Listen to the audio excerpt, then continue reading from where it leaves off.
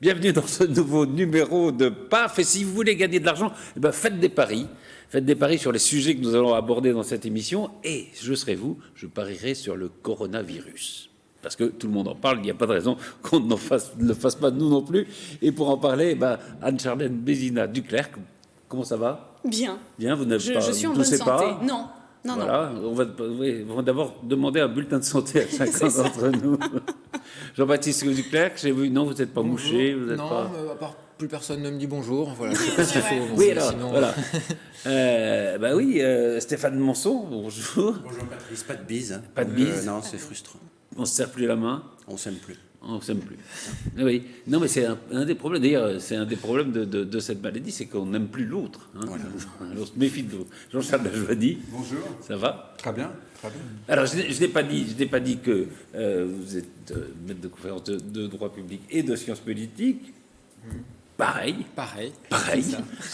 C'est d'un commun. C'est d'un commun. Ça se développe, c'est vrai. Et Stéphane Monson est professeur. C'est très commun ici. Oui, professeur, et doyen de la faculté. Honoraire, mon petit. Oui, honoraire, oui, reste. Oui, ça nous Mais rappelle. ce qui ne veut pas dire que vous êtes le plus ancien d'entre nous, parce que j'ai ce privilège. Et Jean-Charles Lajoie, vous êtes toujours éditeur, parce que malgré le coronavirus, alors on ne va plus au cinéma, on ne va plus au théâtre. Et j'ai un peu peur que les gens désertent les librairies. Et j'ai un peu peur, oui, Ça alors me terrorise. très bizarrement. Quand il y a des crises comme ça, c'est arrivé quand il y avait par exemple la guerre du Golfe, les gens achetaient moins de livres. Il y avait une crise parce que, je sais pas, parce que les gens ne veulent être informés que de ce qui les préoccupe à cet instant-là, je pense, c'est que c'est donc, le virus, et ils auraient tort. La seule chose qu'ils achètent pour l'instant, c'est la peste, paraît-il. Ah oui, la peste C'est un carton absolu. Ouais. Mais bon, après la peste, ils peuvent lire ça. La peste de Camus, hein, c'est Oui. celle-là, oui. Donc l'Écrivain Corsica de Stéphane Ox. Oui. qui est corse, contrairement à ce Non, qu'on il a dit. habité en Corse pendant 3 ans. Il a travaillé et habité en Corse pendant 3 ans. Et il a pondu ce roman qui est assez exceptionnel, trépidant, violent. Une lutte entre un mafieux, un parrain corse, Doumé. Dominique Casanova dit Doux, mais... Voilà, c'est ça exactement, vous le dites très bien. et une bande rivale d'origine, enfin un peu du 9-3, et une bande d'Arabes qui veut prendre place et pied en Corse. Donc voilà, c'est une lutte entre les deux. Et l'originalité du livre ne tient pas tant là-dedans, qui est très très bien raconté, très bien imaginé, mais dans le fait que ce truand, Doumé, est finalement très amoureux de sa femme et que c'est un truand au grand cœur. Pour ce qui concerne sa femme, pas pour ce qui concerne la bande d'Arabes qui veut lui piquer sa place, mais en tout cas avec sa femme, il est plutôt... Les Corses vont bien le prendre les Corses, oui, je pense qu'ils demande ça à vont être ravis. Alors après, vos enfants sont les descendants de Lucien Bonaparte, voilà, direct. Donc, absolument, c'est un scoop. donc vous connaissez mieux que nous la mentalité. C'est très bien. C'est une bonne image de la Corse, le paysage corse, et puis depuis de la truanderie corse qui existe et dans lequel ils sont une sorte de spécialité quand même. Oui, ils savent bien faire ça. Voilà, chacun son truc. Il y a beaucoup, je crois qu'il y a beaucoup de policiers aussi. Il y a les deux. Oui, alors après, il y a même des interactions. Hein. Oui, non mais... Voilà, il y en a qui passent de l'un à l'autre. Oui, quand on est grand, on a le choix. On peut faire truand ou policier. Voilà, non, de toute façon, c'est vrai que c'est un peu partout comme ça. On se dit, tiens, celui-là, pourquoi il est dans la police? C'est un peu un hasard. Dans les mêmes familles, il peut y avoir choix, les deux, le gars qui s'est trompé de porte, non, ça c'est le recrutement de la police. C'est ballot. Ne caricaturons pas, ça Non, mène à plein de choses. Il y a des maîtres de conférences aussi. Pourquoi à chaque fois qu'on parle de la Corse, on est toujours un peu caricaturaux? Mais parce qu'on adore ça, on est dans une adore les Corses. voilà, mais évidemment, voilà, c'est trop d'amour qui s'exprime dans ces moments-là. C'est ça. Oui, vous êtes pareil avec les Charentais, hors antenne. Oui. Et je le prends très mal. Oui, mais vous savez, c'est Ségolène Royal en Charente. Donc, non. Non. Elle y fut, mais elle en a été boutée. Et cela dit, elle a fait des choses extraordinaires là-bas. Oui. Elle a sauvé le marais Poitevin. De la construction d'une autoroute. Oui, elle est classée Grand Parc National, etc. Non, absolument. Oui. On parle d'écologie, etc. Elle a fait classer le Chabichou en AOC. Voilà. mais elle n'a pas sauvé la Charentaise, dont j'ai appris qu'elle disparaissait. Alors, non, il y a une reprise. Il y a une reprise? Oui, je l'espère. Oui, parce Vraiment. que ça a un drame. Oui, parce que ton stock va s'amenuiser. Non, mais j'ai un stock. J'ai constitué mon stock. C'est intéressant comme émission. Mais tout Voilà. est fait, en effet. Coronavirus, parce qu'on Alors, va rester en Mais voilà, on est dans les charentaise. Voilà. voilà, restons en charentaise et serrons-nous le pied. C'est Puisqu'on ça. on peut se dire bonjour avec se le serre pied le pied, maintenant. Apparemment, ça ne risque rien, mais quoique, parce que des rumeurs pourraient. Et alors, vous savez Faire qu'on ne penser peut le pas contraire. embrasser son coude. On peut se moucher dans son On coude. peut se moucher, Voilà. mais c'est impossible Exactement. de lécher, par exemple. Lé- Lécher voilà. son coude est une chose Voilà. impossible. Voilà. Oui, oui. Sauf, Alors, Lucien Bonaparte, il serait arrivé. Enfin, bref. oui, il faut d'une souplesse absolue. T'es un très bon ministre de l'Intérieur en même temps. Absolument. Oui, oui. Eh bien, je vais vous demander d'être grave, d'être sérieux et d'être précis, puisque nous allons aborder l'événement, c'est la France face au virus.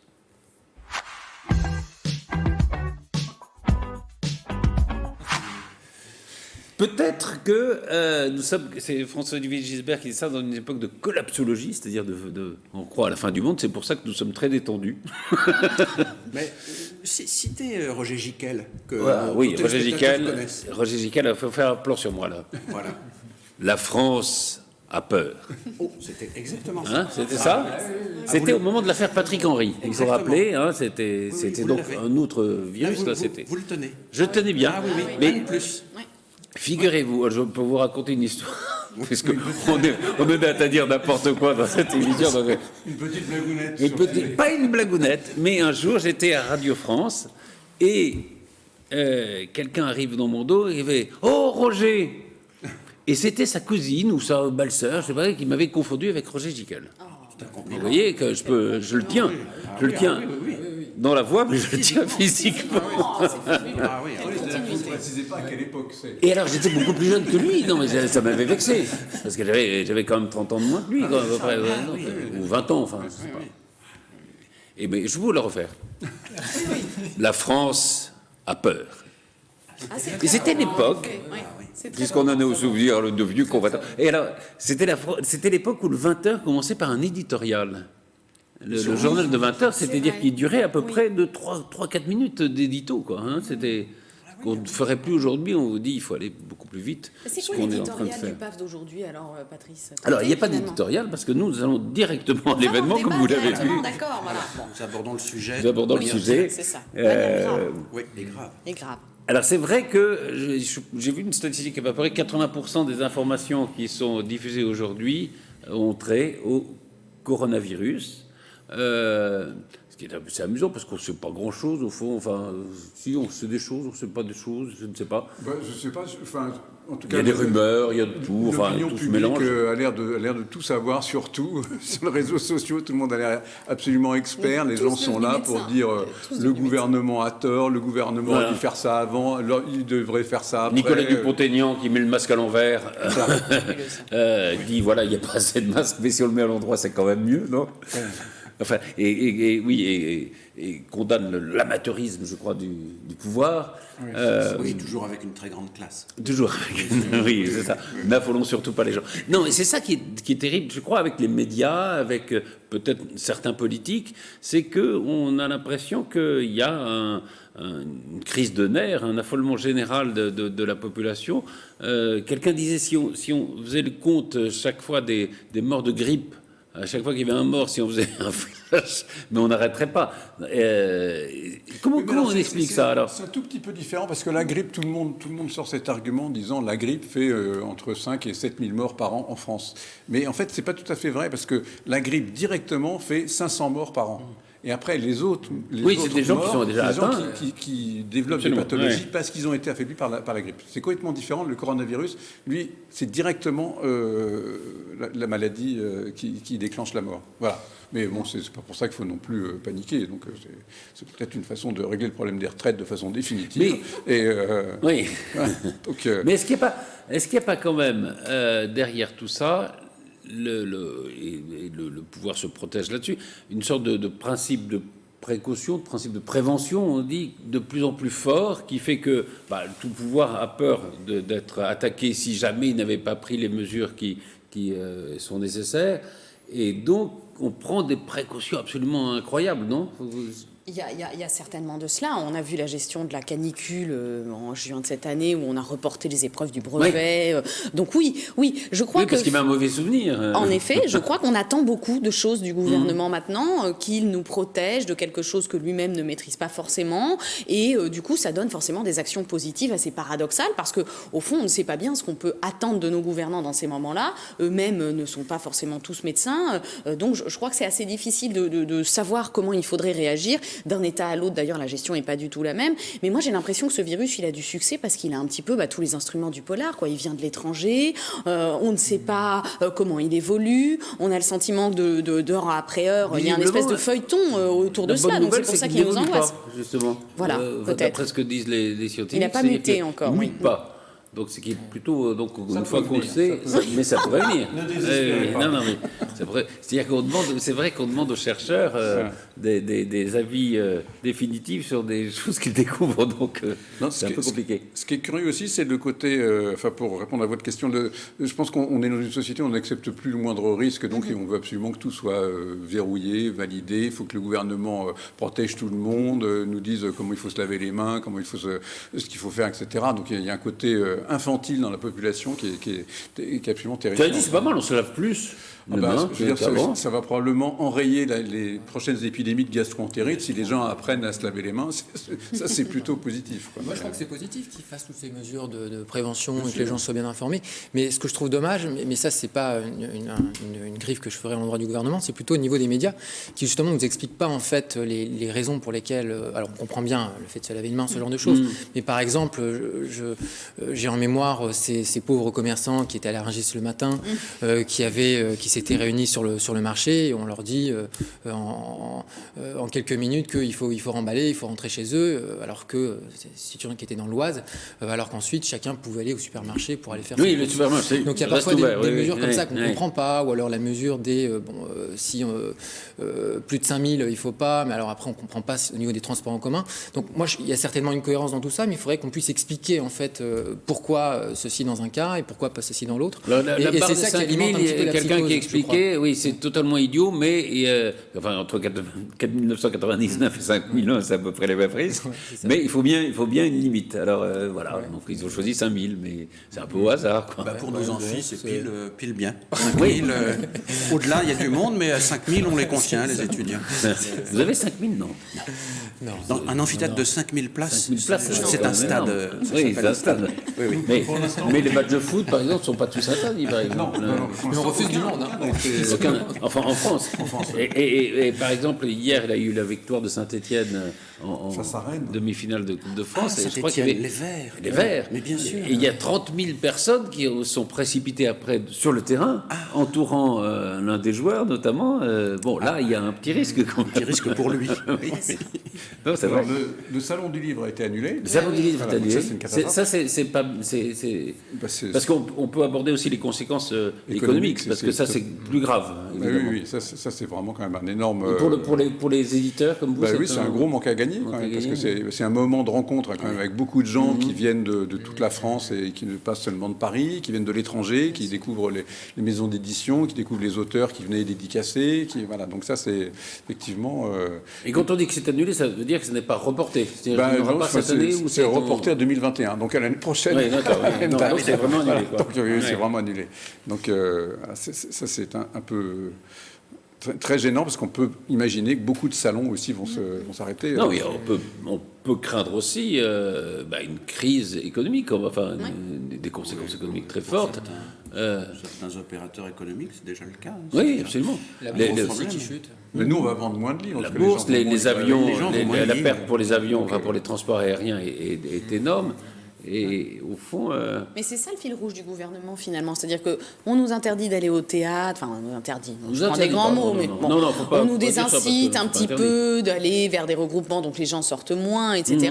Mais finalement, on va tous travailler. Donc économiquement, le fil rouge des actions, c'est d'essayer de montrer qu'on agit sur des actions ponctuelles qui, finalement, économiquement, perdent relativement peu, pour essayer de continuer à inciter les gens à aller travailler. Mais il y a une vraie psychose qui est en train de s'installer, c'est-à-dire C'est-à-dire que finalement, les gens ont le sentiment que si la communication gouvernementale est à ce point-là alarmiste, pourquoi finalement ne taper que sur des mesures aussi sectorielles? Il faudrait dans ce cas-là qu'on soit dans un stade 3 avec finalement Alors, on y arrive, interruption de tout.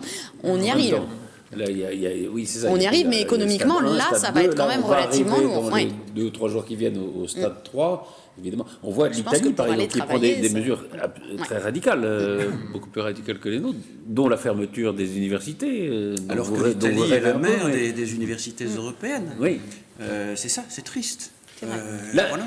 par exemple, puisque vous enseignez les uns les autres, vous constatez, non, il y a de l'absentéisme dans les amphis ou pas pour l'instant? Alors moi, j'ai eu l'amphithéâtre de première année hier, ils sont 300. J'ai pas constaté d'absence notable. Mais bon, par contre, moi, ce qui m'inquiète, c'est le délai. C'est-à-dire que bon, j'ai bon espoir que tous les cours vont se dérouler jusqu'à la fin du mois. Mais c'est en revanche pour les examens qui sont fixés en mai. Donc c'est à peu près dans 2 mois et demi. J'espère, et là c'est ma crainte, parce qu'autant on peut trouver des mesures de substitution pour donner les cours à distance, mais par contre, pour faire les examens à distance, ça c'est évidemment impossible. Donc ça c'est une vraie crainte. Parce qu'autant je peux comprendre qu'on puisse louper un théâtre ou que sais-je, mais pour valider Oui, son si les diplôme, là examens sont c'est un vrai reportés, c'est problème. plus Là, compliqué, oui. c'est un vrai problème, ouais. C'est plus embêtant pour les écrits ou? Pour les écrits, mais aussi pour les oraux, Et ouais. pour les oraux. Oui, parce qu'ils Peut-être sont massés dans t'as les des amphithéâtres. Ouais, avec des masques, ouais. Ça va être C'est bien. Oui, mais il faut aussi On viendra filmer. il faut aussi pouvoir contrôler l'identité des étudiants. Oui, c'est compliqué. Ouais. C'est très Ouais, compliqué. c'est- Je crois qu'une fois qu'on masqué, retire ça va son- être compliqué. Bah oui, mais oui, il y a peut-être des attributs religieux qui sont une bonne prévention contre le coronavirus. On ne sait jamais. Et alors, il y a des choses plus ou moins moches, enfin, qui arrivent là-dessus. Vous en parliez tout à l'heure, Stéphane. Il y a la peur de l'autre quand même, la stigmatisation, notamment des Asiatiques. Il ne faut pas beaucoup de choses pour que Oui, cette peur pour que ça se devienne réveille, ouais. une xénophobie assez épouvantable. Oui, j'ai même j'entendais l'autre jour que des gens ne mangent plus dans des restaurants asiatiques, ne consomment plus de nem. Et que la bière Corona. Et que voilà, oui, elle C'est aussi. vrai que la bière qu'on a, l'action Davis. L'action des vices, Oui, oui, non, oui, c'est terrible. On disait ça en plaisantant au début de la crise, mais c'est arrivé. Mais en revanche, il y avait un truc amusant, c'est une chaîne de supermarchés en Belgique qui met 2 Corona achetés, une mort subite offerte. Ça, c'était vraiment... Ah, c'est bien. Ah oui, mais Ça, c'est très bien, c'est trop d'humour. Non, mais c'est vrai que la stigmatisation, c'est quand même. Déjà, on se disait au début, bon, c'est vrai que se dire bonjour sans se toucher, on n'a pas l'habitude. Hein. Non, c'est C'est vrai comme que si on mettait une barrière vis-à-vis de Nous l'autre. le disions nous-mêmes, Ouais. dans notre culture, on a plutôt tendance à se toucher. Ouais. Alors bon, c'est plutôt pas bien pour des histoires, Oui, bien sûr, bien sûr. des histoires sanitaires, de santé publique, mais il y a bien d'autres cultures où on ne se touche pas. Oui. On se salue Les Anglais. très aimablement, voilà, dans les cultures britanniques et Britanniques, dérivées. On ne se touche surtout pas. Et nous, on n'a pas l'habitude. On n'a pas l'habitude, oui. Sinon, c'est comme s'il nous manquait quelque Exactement. chose, comme si on Mais était c'est comme, mal poli. mais comme ou- si on ne s'aimait plus, Patrice. Ben, c'est comme si on ne s'aimait plus. Oui. Voilà, absolument. Mais c'est peut-être pas faux de dire ça. Peut-être qu'on ne va plus s'aimer. Ah non, ne On ne soyez va plus pas... aimer l'autre. Non, pas nous. Je ne parle pas de nous. Oui, mais Je nous, parle de- c'est un de- nous général. Non, il y a- Non, ne pas aimer l'autre. Non, mais c'est un des risques dans les quand même. dom-toms, là, où je crois que c'est les Martiniquais, les Guadeloupéens. Les DOM-ROM, si je puis me permettre. Les DOM-ROM, Oui, les tomes C'est vrai. n'existent plus. Les depuis- tomes, Les Roms, c'est quoi, là? Les régions d'outre-mer. Excusez-moi. Ça sonne moins bien. Non, les- c'est enfin, une très bonne précision. rappel au règlement que dans les DOM-ROM, Voilà. Ou les DROM. ils ont Drôle, on dit aussi. ils ont refusé Petite pique amicale. Mais c'est bien.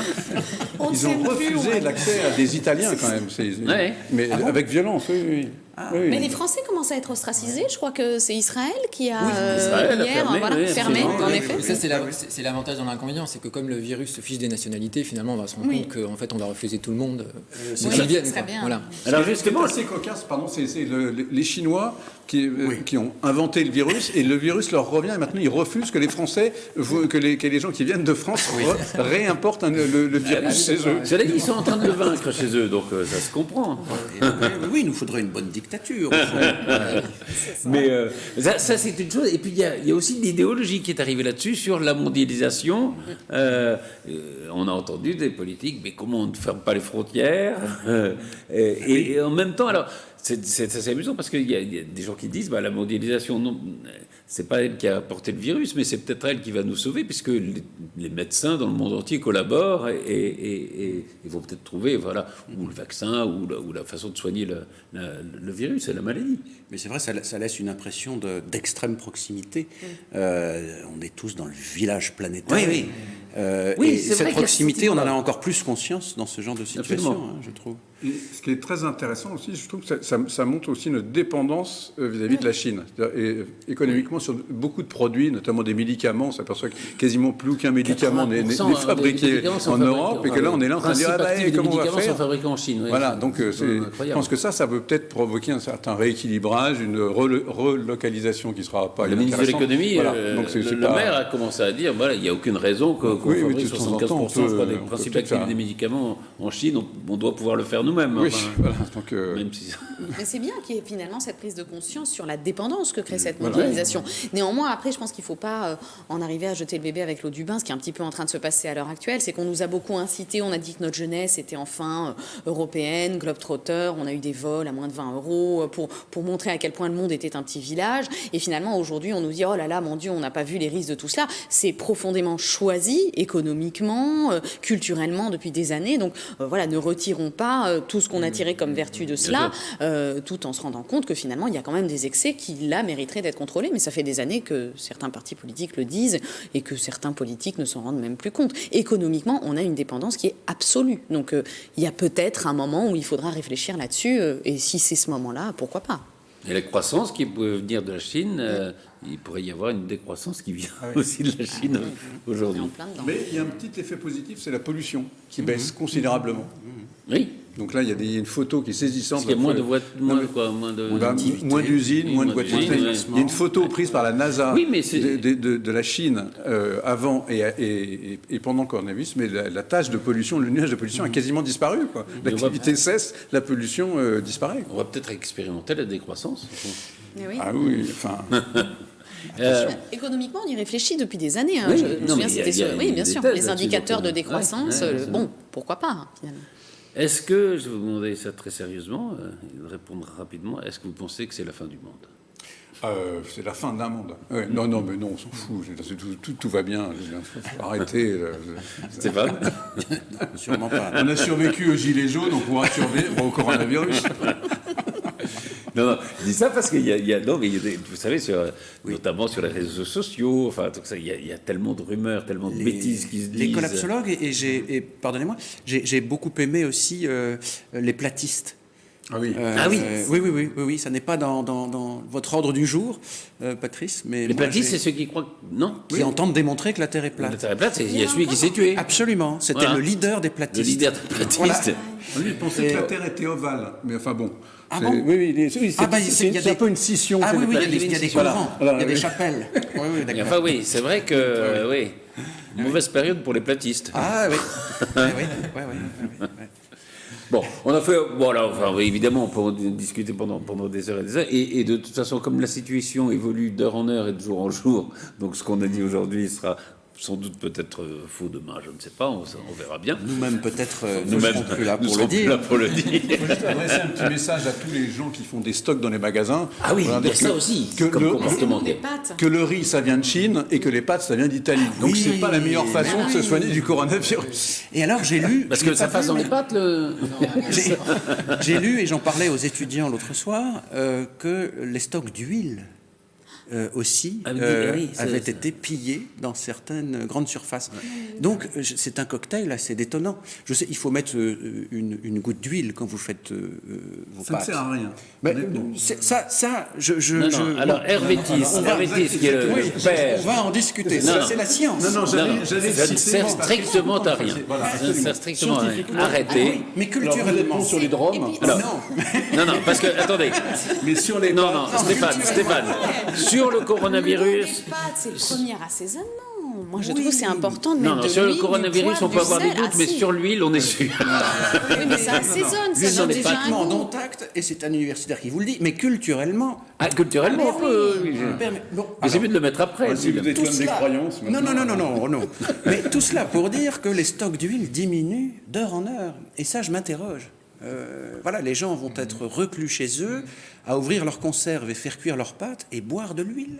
Est-ce que c'est ça, finalement, le paysage de la fin du monde autour ça- d'une bouteille d'huile Ouais. C'est triste. C'est triste. Si c'est triste. ça, Je c'est pense que le franchement message, le triste. message qu'il faut leur donner, c'est dévaliser les rayons de vin. Du coup, ça sera plus gai quand même. Voilà, c'est ça. Et il paraît qu'il faut boire chaud.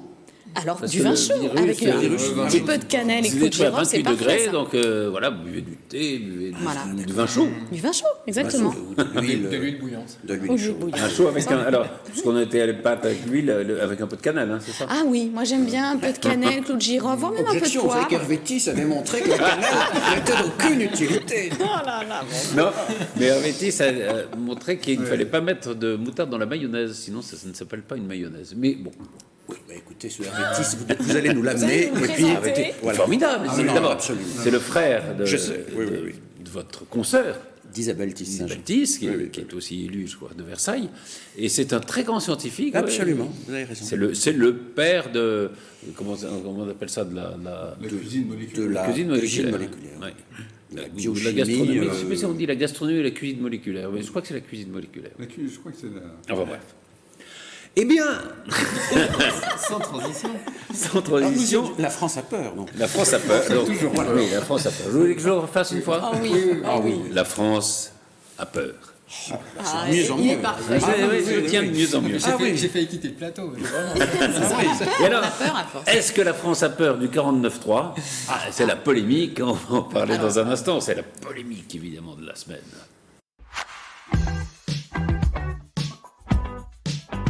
Et pour chaque fois. Alors, oui, même en Chine, a dit Jean-Luc Mélenchon, on n'a pas recours au 49.3.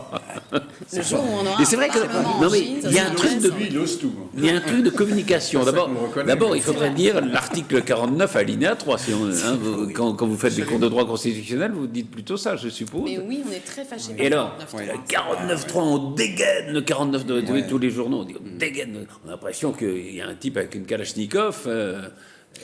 Hein, Ah, c'est dans le vocabulaire quand même, parce qu'on a un collègue, on était sur les Jiquel, on a un éminent collègue qui est Jean Jiquel, qui qualifie le 49.3 de la grosse Bertha. De en fait, Saint-Jiquel. C'est la grosse Saint-Jiquel. Bertha. Non, mais Oui. c'est vrai qu'on peut, on peut le commenter comme ça. C'est la grosse Bertha, en effet, c'est vrai que c'est l'arme absolue du parlementarisme rationalisé de la Ve République, c'est un peu sa petite, c'est sa French touch en fait, hein, de la Constitution. Alors, autrefois, ce il y avait 49.3. l'article 16. Et je ne sais plus s'il est toujours, Il y en, est encore. toujours en vigueur, mais qui a plus été appliqué depuis très longtemps quand même, depuis De Gaulle. Hein. Mais l'article 16, on disait, c'était quand même ce côté un peu, entre guillemets, moins républicain, non républicain de la... Rappelez ce que c'est que l'article Alors, 16. Excusez-nous. je laisse la parole aux spécialistes. Mais enfin, c'est en gros tous les pouvoirs au chef de l'État. C'est quoi. ce qu'on appelle la dictature presque, républicaine, ouais, mais c'est dictature au dictature sens romain républicaine. du terme. hein. Avec toutefois un contrôle du Conseil constitutionnel Voilà. s'il y a Oui. un usage abusif de En de gros, ces Et pouvoirs. réunions, et s'il me semble, des assemblées aussi, non? Effectivement, Des qui ne présidents. peuvent pas être dissoutes. Ouais.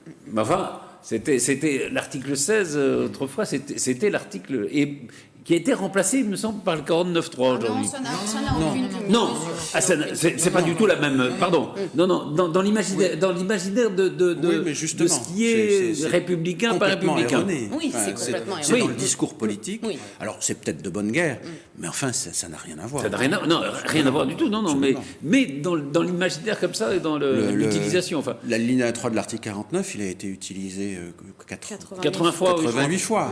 89 Dont aujourd'hui. beaucoup, non, et 89. beaucoup par Michel Rocard d'ailleurs. Qui était un dictateur Qui était un sanguinaire. dictateur Même en sanguinaire. Chine, ils n'ont pas de Michel Rocard. Non, et c'est vrai que alors Et 6 fois par François Hollande, quand même, qui se permet, Et qui se permet de critiquer. François Hollande dit voilà, je l'ai utilisé, mais c'est un aveu d'échec. c'est pas pareil.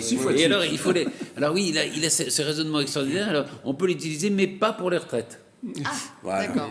Voilà. Alors, il faut savoir qu'en plus, l'utilisation de François Hollande, elle est assez intéressante parce que c'est 6 fois, dont 2 fois 3 en réalité, c'est-à-dire qu'à chaque lecture des 2 textes sur lesquels il a fait adopter le 49.3, C'est la loi travail, hein, voilà, la loi travail et la loi Macron, avant Macron, et précisément, à chaque lecture, le 49.3 avait été dégainé. Donc, c'est dire à quel point, pour le coup, là, c'était l'utilisation presque la plus autoritaire qu'on a eue de toute la Ve République. Il n'y a même pas eu une seule fenêtre d'amendement pour le Parlement sur cette fois-là. Donc, ça fait beaucoup. Enfin, là, il y a eu 41 000 amendements. Ça s'appelle de l'obstruction. C'est-à-dire et assumé. Assumé et voulu. Qui était faite pour obtenir le 49.3 en réalité. Absolument. C'est un jeu de rôle. C'est un jeu de rôle. Ouais. Et chacun était dans son rôle. Ouais. Déposer 41 000 amendements, enfin, on l'a bien vu, c'est interdire toute délibération, interdire tout débat.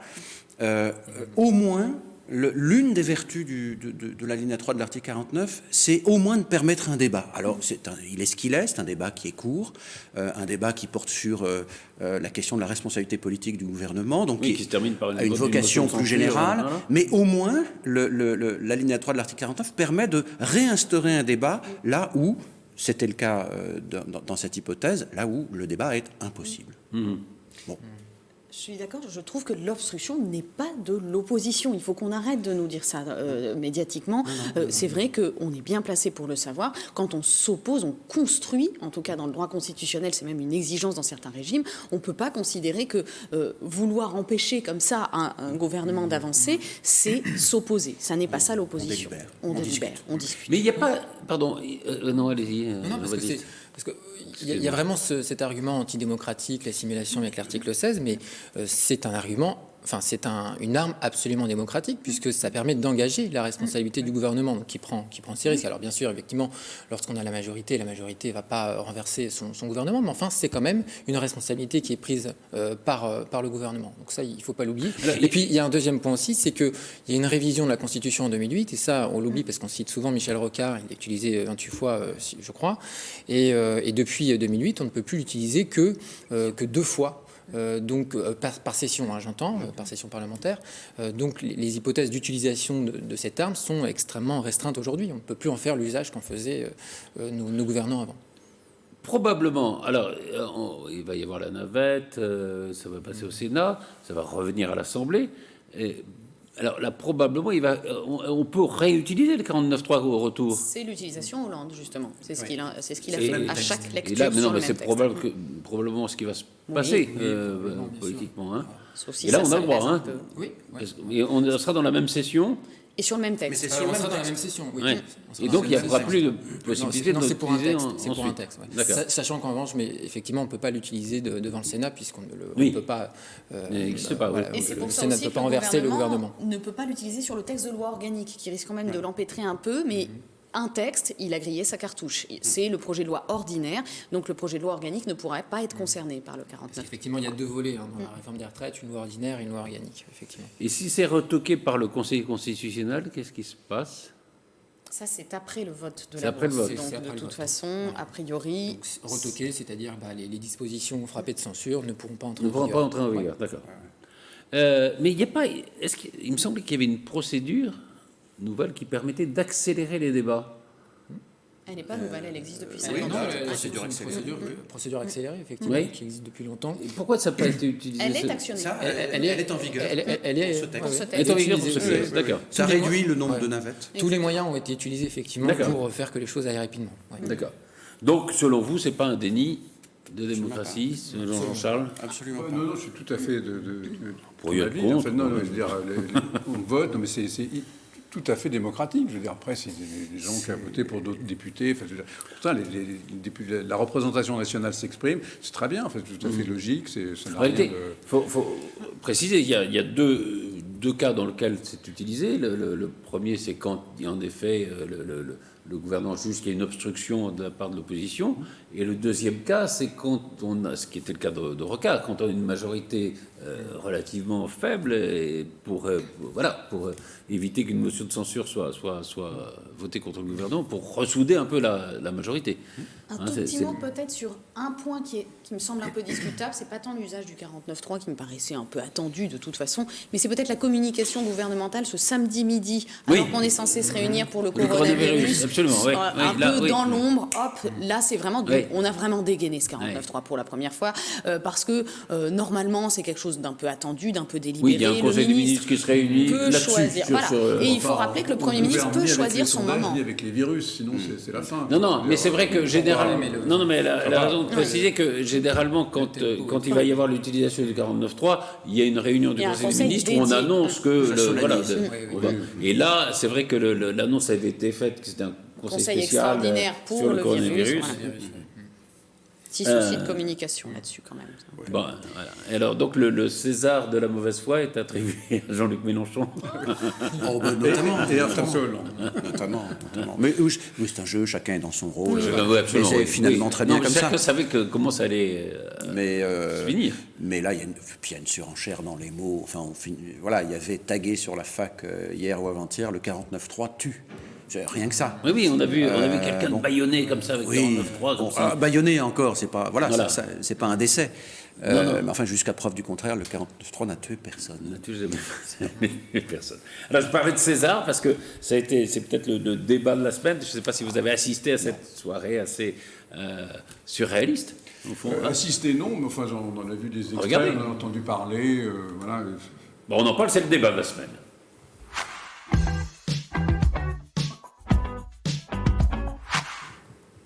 Alors c'est vrai que la grande famille du cinéma, comme on l'appelle, s'est un peu déchirée pendant cette soirée assez particulière, assez étonnante, assez surréaliste même, non?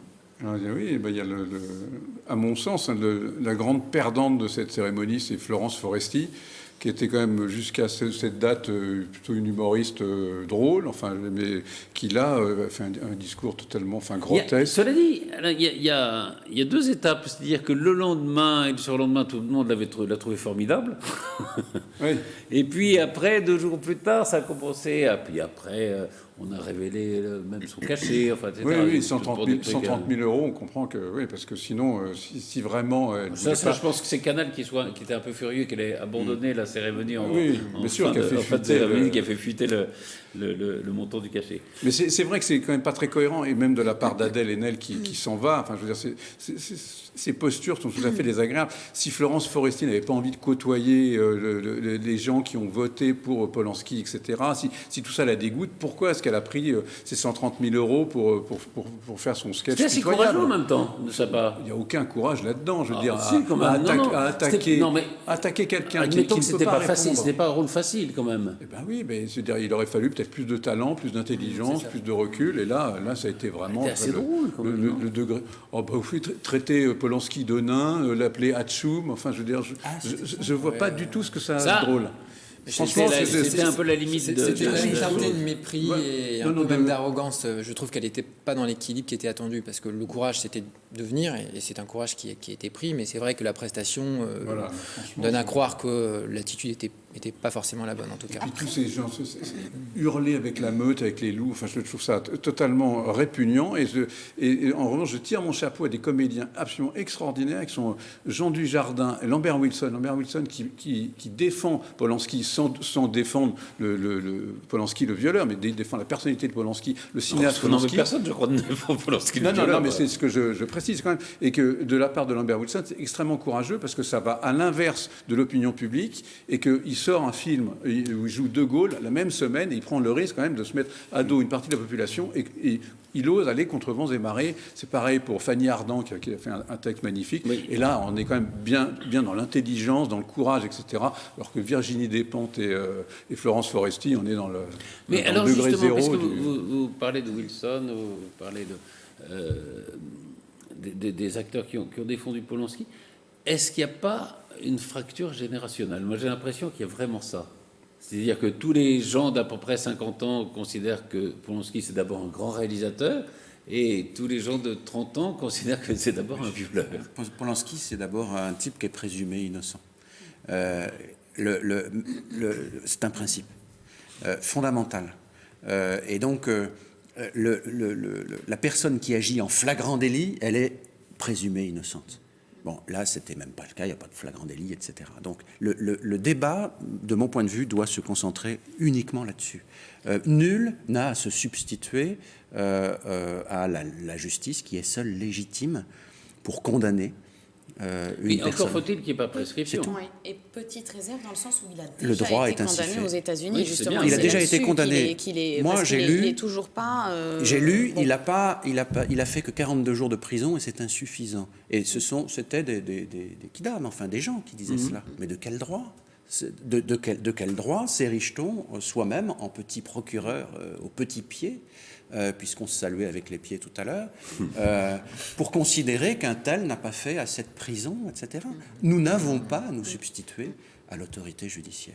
Si ce type est coupable, eh bien, voilà. Alors, il y a des procédures qui sont en cours, d'autres qui sont prescrites, mais enfin, c'est cauchemardesque. On vit dans un... et alors, je dis cela, donc je suis pas complice, mais Dans le camp des violeurs, vous. je suis Non, moi-même parce un que violeur. C'est ça qui est terrible, c'est qu'on est sommé de choisir son camp, et si on est avec Polonsky, on est dans le camp des violeurs. Je suis pas Si on avec est contre Polonsky, Polonsky, on est dans je le suis camp pas des contre. antisémites. Enfin, ça absolument. devient On compliqué. tombe dans les errements du débat Mila, où effectivement on présente les choses en deux catégories qui interdisent à la pensée justement Oui. d'être subtile et de pouvoir défendre. Tout argument un peu nuancé, qui est Ça. après tout le vôtre, qui dit après tout il y a le droit, il faut peut-être le respecter, il est difficilement audible aujourd'hui. C'est ça qui est terrible. Mais il est difficilement audible, mais moi, qu'il soit difficilement audible, peu m'importe. Mais ce qui m'importe, c'est qu'on ne m'empêche pas de dire ce que je pense et qu'on ne m'empêche pas d'aller voir un film que je souhaite aller voir. C'est tout. Que les personnes qui le souhaitent ne s'y rendent pas, moi, ça ne me gêne pas. Ce film a fait 3,5 millions ou 4 millions d'entrées. Oui, il faut dire que les votes, c'est le vote des gens qui font les... Enfin, c'est La pas profession. l'académie, simplement, c'est tous les gens qui ont voté pour les nominations et pour, pour les récompenses. Hein. Oui. Donc il y a à peu près 5000 personnes quoi, qui ont Qu'on ne voté. vienne pas me censurer ou considérer que je suis un violeur parce que je vais voir ce film. C'est tout, parce que sinon, enfin, rien n'est plus possible. Et il faut tout brûler. Brûlons toutes les œuvres, brûlons tous les monuments, etc. Non, Voilà. le summum du ridicule étant atteint par le ministre de la Culture. Là, c'est vraiment... c'est-à-dire qui se permet de dire avant la soirée, bon, bah, écoutez, si, ce serait tout à fait malséant de décerner un prix à Polonsky. Alors nous accueillons un maître chien. Mais il en fallait. David Pierre, bonjour. Asseyez-vous. Merci. J'arrive un peu comme Vous arrivez un chien dans un déjà, jeu de non, parce que vous arrivez de Radio Classique déjà. Voilà. Vous présentiez ce matin encore la revue de presse. Ouais. Et non, vous n'avez pas parlé aujourd'hui de César. Non, j'en ai parlé tous les jours. Mais vous en avez parlé tous les jours. Vous avez parlé notamment de cette tribune de Virginie Despentes, qui était assez incroyable. Je cite un petit peu ce qu'elle dit. Que l'Académie des Césars élise Polanski meilleur réalisateur de l'année, c'est grotesque, c'est insultant, mais ça n'est pas surprenant. Quand tu confies un budget de plus de 25 millions à un mec pour faire un téléfilm, le message est dans le budget. Oui, c'est confondant. C'est pas ce qu'il faut comprendre. Est-ce qu'il faut comprendre que l'argent, la judéité Non, mais moi je crois qu'il y a quand même un moment où on touche le fond quand on est forcément dans deux extrêmes à partir du moment où on entend défendre une position. C'est-à-dire que Florence Foresti, sur son sketch, a été considérée comme antisémite à partir du moment où elle avait donc utilisé le terme machoum, qui en soi est franchement pas des masses drôles, mais c'est après compliqué, on parce est en que c'est de train, l'humour aussi, voilà, enfin.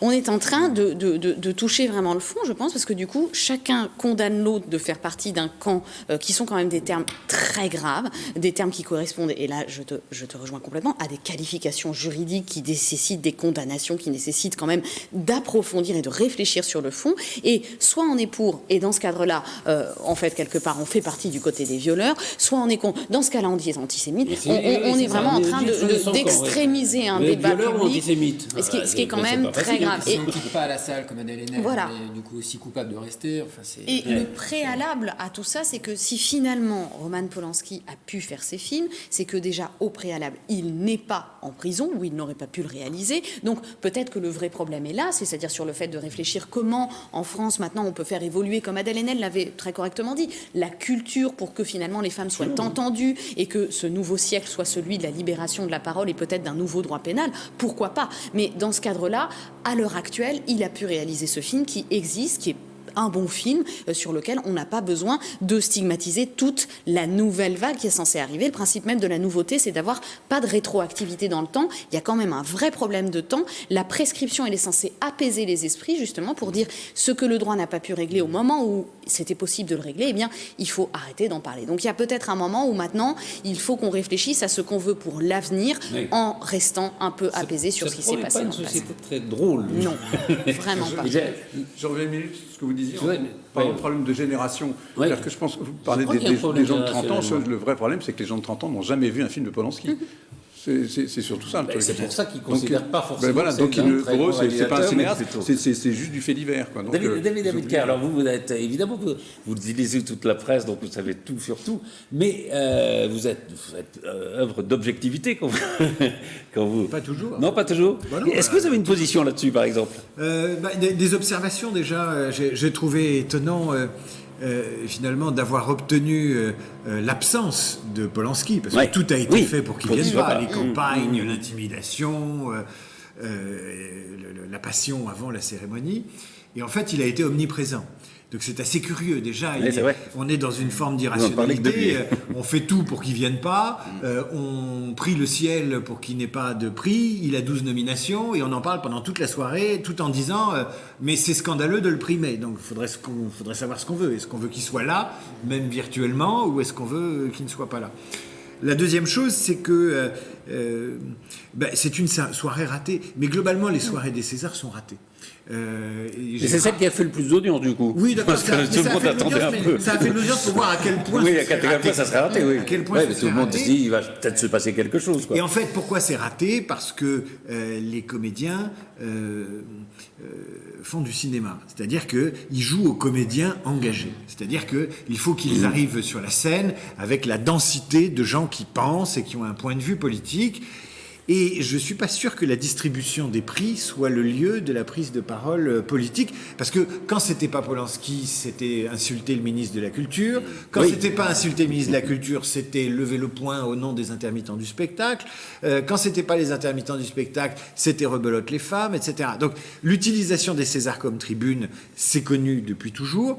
Simplement, en fait, les gens, ça les amuse pas. C'est tout simplement. Alors là, pour le coup, il y a eu un papier, je sais plus où, de Raphaël Antoven, assez marrant, qui a dit finalement le grand vainqueur de cette soirée, c'est le théâtre. Parce si on nous disait 6 jours après qu'en fait c'était du théâtre. Imaginez qu'ils aient tous joué un rôle. Ce serait formidable. Ouais. Ce serait fantastique parce qu'on se dirait, elle est partie, le bras en l'air, peut-être qu'elle le pensait, mais elle jouait un rôle. Elle a compté les noirs dans la salle, c'était pas très drôle. Aussi, ça. Et c'était pas très drôle, mais en même temps, c'était bien vu parce que ça a créé la colère, des réactions. Imaginez qu'on nous dise une semaine après, en fait c'était du théâtre, c'était un hommage du cinéma au théâtre. Ce serait marrant. Bon, maintenant, au-delà de ça, c'est très compliqué. On dit il ne faut pas séparer l'homme de l'œuvre.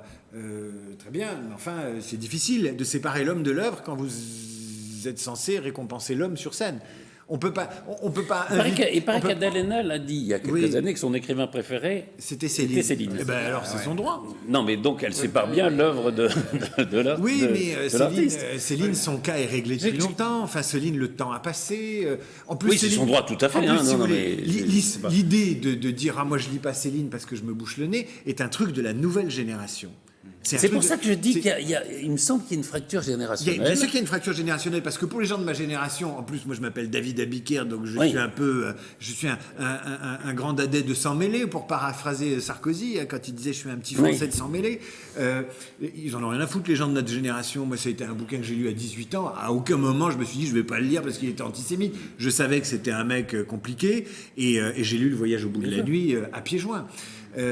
Mais aujourd'hui, il y a un côté, il faut lire les choses ou aborder les œuvres avec un code pénal dans une main et puis un code moral dans l'autre. C'est ça, oui. C'est compliqué quand même. La morale, et même j'ai l'impression qu'il y a aussi une évolution du féminisme qui est qui va un peu vers la guerre contre les hommes, quand même, non? Vous trouvez pas? Qui revient. Enfin, Qui revient, parce que les origines du féminisme sont un peu celles-là, mais c'est vrai que, enfin, là, il y a tendance quand même à considérer que les hommes sont dans l'ensemble des prédateurs. Pas quoi. tous. Il fait pas bon être blanc, Oui, c'est ça. hétéro et au-delà de 50 ans. Ça, c'est sûr que c'est pas la mode. Pour le message qu'on envoie aux femmes, aux futures femmes, aux jeunes femmes, de dire que finalement maintenant, soit on est un couteau entre les dents pour montrer que être une femme est un combat, soit finalement on risque de retomber dans les minorités visibles. Il faut que l'égalité elle se fasse par le fait. Peut-être que changer les choses, ça peut aussi être intelligent. Il y a des discours qui sont en train d'évoluer et c'est une bonne chose. Mais que ça se fasse dans ce climat de violence, finalement, à mon avis, dessert encore plus le discours et c'est ça qui est quand même dramatique. Alors là-dessus, moi je voudrais dire deux choses. La première, c'est que j'ai pris une leçon par ma fille il y a 3 jours parce que j'étais dans quelque chose qui était, bon, elles vont un peu loin, bon, enfin je temporisais. Et alors ma fille, elle me dit, mais on voit que tu prends plus le métro. Moi, à chaque fois que je prends le métro, on vient m'emmerder. Et j'ai eu ce réflexe complètement débile. Je me dis, mais défends-toi. Et puis, au moment où je disais ça, je me suis rendu compte que c'était complètement crétin. Parce qu'en fait, c'est pas aux femmes de se défendre, Non, c'est aux aux mecs, hommes aux d'arrêter. mecs de rien faire, Donc, ouais. si vous voulez, le coup de gueule, le fait de taper du poing sur la table, c'est qu'à un moment donné, quand vous prenez le métro, vous vous faites siffler dans la rue, vous en avez marre. Et c'est pas aux femmes de se défendre ou avoir des comportements guerriers. C'est aux mecs de changer. C'est aux mecs de changer. Mais comme ils comprennent pas, les femmes sont obligées d'élever le ton. Ça, c'est la première chose. Et puis la deuxième chose, c'est qu'il faut à chaque fois se dire, quand ces groupes radicalisés, quand ces tribunes violentes nous heurtent, et moi aussi j'ai pas aimé vraiment la tribune de Despentes, et en même temps c'était du Despentes, c'est de la littérature avant d'être un point de vue politique, je pense, c'est que les radicaux De d'hier... la même façon qu'elle avait défendu les frères Kouachi il y a quelques Bien années. sûr. Non, mais c'était autre chose, ça c'était pas la meilleure chose qu'elle ait faite, Non. mais... faut le rappeler. Les textes radicaux d'hier, Oui, sont rendent souvent- service Oui. aux gens tranquilles d'aujourd'hui. C'est-à-dire que si ma fille, elle peut prendre la pilule aujourd'hui, si ma fille ou si mes filles peuvent se balader à peu près tranquilles un peu partout, si elles sont traitées également en classe par le professeur, c'est parce que avant-hier, ou il y a des années, vous avez des Adèle Haenel et vous avez des Despentes qui ont dit « ça suffit ». Ou des Zola qui ont écrit J'accuse. Ou des Zola qui ont décrit Jacques, mais je crois que Zola n'est pas en cause dans cette Non, histoire. non, évidemment, non, mais c'est aussi un texte violent. Mais d'une J'accuse certaine Zola. façon, le texte de Despentes, il est outrancier, il est parfois gratuit, il est parfois méchant, il y a une haine des hommes Ouais. qui transfigure, qui est Et un du truc pouvoir. absolument Elle dit, abominable. au fond, c'est un rapport de pouvoir. Le Oui, non, mais rapport elle homme-femme assimile- est un rapport de mais bien pouvoir. sûr, mais elle assimile les hommes au pouvoir Oui, et le absolument. pouvoir à la domination. C'est la vieille rengaine de Bourdieu, dominant-dominé. Oui. Avec une lecture comme ça du monde, c'est 0,1 informatique. Hein, donc c'est vraiment. Oui, non, c'est ça. voilà. Mais c'est la société dans laquelle on va. C'est-à-dire que, ce qu'on disait tout à l'heure, il faut choisir, est-ce qu'on est dans le camp des violeurs ou des antisémites? C'est-à-dire qu'on est obligé d'être blanc ou noir, d'être manichéen, et que la position... Pas dans tous les domaines d'ailleurs. Dans le gender, on vous propose 18 genres Ah oui, différents. on a plusieurs Vous genres, pouvez oui. être Oui, gris, oui. trans, Oui. homo, Mais enfin, hétéro, vous avez, La nuance a tous du les mal à parfums. passer, quoi. Ouais, Vous donc savez, bon. les non-binaires hein, dans les genres. Hein, aussi. Oui, les oui, personnes il y a- qui refusent de choisir entre Absolument. les deux. Les agésiques. Je crois qu'en Allemagne, il y a 3, non 3 catégories, il me semble. Je ne sais pas si c'est en Allemagne, mais il y a En un Allemagne, État dans je lequel crois, c'est ouais. reconnu. Ouais. Mais je crois que justement, moi Oui. je retombe un peu sur le féminisme. Je pense que c'est dommage justement que ce discours du féminisme devienne les femmes contre les hommes. Parce que ce qu'on veut obtenir, c'est l'égalité des droits, c'est l'égalité de pouvoir se balader dans le métro justement un peu tranquillement. C'est vrai que ça nous changerait. Et je pense que ça, c'est un combat pour juste être à côté et avec et être les mêmes. Mais si on est l'un contre l'autre, finalement, on repère complètement notre débat et je pense qu'on n'est plus entendu de la bonne manière. Et moi, c'est juste un petit peu ça qui me gêne. Il faut peut-être de la violence, il faut que les mentalités changent. Moi, je crois que le discours qu'a eu Adèle Haenel quand elle a parlé a été vraiment un discours de civilisation. Elle a été très loin et je crois que c'était une bonne chose. Mais que maintenant, ça devienne forcément un parti pris avec une hostilité contre tout ce qui se fait de l'autre côté va devenir une forme d'ostracisation qui va encore nous faire perdre du temps. Et ça, moi, je trouve ça dommage. Et rappelons ce que disait Stéphane, il faut aussi qu'il n'y a pas que la condamnation par par les réseaux sociaux, par les paroles, il y a aussi le droit. Heureusement. Il y a aussi le droit et la justice quand même. Hein. MeToo et compagnie, enfin, ça a apporté. Ça a apporté Je beaucoup, vous oui, suis. bien Moi, je suis père de 3 filles, j'ai ça conscient à l'esprit. Ça apporte des trucs. Mais c'est dans le même temps, c'est cauchemardesque de livrer au pilori. Enfin, c'est deux siècles de progrès, de raffinement intellectuel, juridique, judiciaire, qui sont foutus à la poubelle Oui, d'un mais seul coup. là, pour le coup, le féminisme n'est pas en cause exclusivement sur ce type de Non, comportement. non. Il y a Ça des vaut pour lynchages, tout. enfin, je ne veux pas relativiser sûr, pour le coup, mais bien sûr. il y a des lynchages dans tous les domaines où la présomption d'innocence est en cause. Mais je crois, une fois de plus, que à chaque fois que les femmes se sont rebellées, on leur a toujours reproché de ne pas le faire comme il fallait. Et souvent, c'était des hommes ou c'était des gens qui étaient partisans de la stabilité et du statu quo. Alors, les femmes, elles disent, mais alors on a été très très méchantes, il faut se rebeller comment, vous nous dites de faire où, etc. Bon, on n'exige pas ça de la CGT, ni de Sud, ni de Solidaire, quand ils veulent faire bouger les positions. Et c'est quelqu'un qui est plutôt conservateur qui vous le dit, mais je dois dire que ce que m'a dit ma fille mardi m'a secoué. Ben, c'est bien. Ben oui, C'est bien vachement d'être d'être secoué secoué par de temps ses en enfants. Moi, je crois que ce qui est gênant, c'est qu'il y a Rapidement. certaines de ces personnes qui font ces actions et elles sont vertueuses, mais c'est qu'on a parfois le sentiment que c'est pas le message qui est important, mais qu'au contraire, le message est utilisé pour se mettre en scène et pour faire du buzz. Mais oui, mais et souvenez-vous c'est Act Up. ça qui est. Souvenez-vous d'Act Up dans les années 80. Quand Act Up. C'est vrai que c'était violent aussi. Hein. Mais Act Up, c'était ultra violent. C'est très violent. Et regardez, 20 ans Et plus ça, tard, on ils fait ont un raison. film, Ouais. tout est vintage, et on se dit, sans Act Up, qu'est-ce qui se serait passé? Est-ce qu'ils n'ont pas accéléré les choses? Donc, la radicalité d'aujourd'hui fera peut-être le progrès de demain, et nos enfants s'en réjouiront, ou nos petits-enfants. En un mot, puisque vous êtes là, alors donc il y a la revue de presse de Radio Classique, puis vous êtes le week-end aussi, non? Alors, j'enregistre le mercredi une émission de 2 fois 3 heures pour le samedi et le dimanche, qui s'appelle Votre Week-end Radio Classique. Et en fait, on écoute ça. Moi, je passe les disques. Hein, Oui. je suis une espèce de DJ Bah, à c'est un l'ancienne. peu de Radio Classique. Mais c'est très, très agréable parce que c'est quelque chose que je connaissais pas. Enfin, c'est un exercice que je connaissais pas. Et en fait, il faut être steward ou hôtesse de l'air un peu et amener les plats. C'est tout un art, en fait. Ah ben, comme quoi. Et c'est une émission. Comme quoi de les service. hommes aussi peuvent amener les plats. C'est tout un art. C'est tout un art de passer les plats. Voilà. Voilà, c'est une fonction d'homme. Merci beaucoup, David Abicard. Merci beaucoup, Anne-Charlotte Duclerc. Merci beaucoup, Jean-Baptiste Duclerc. Merci, Stéphane Monson et Jean-Charles Lajoie. Et à très vite pour un nouveau PAF.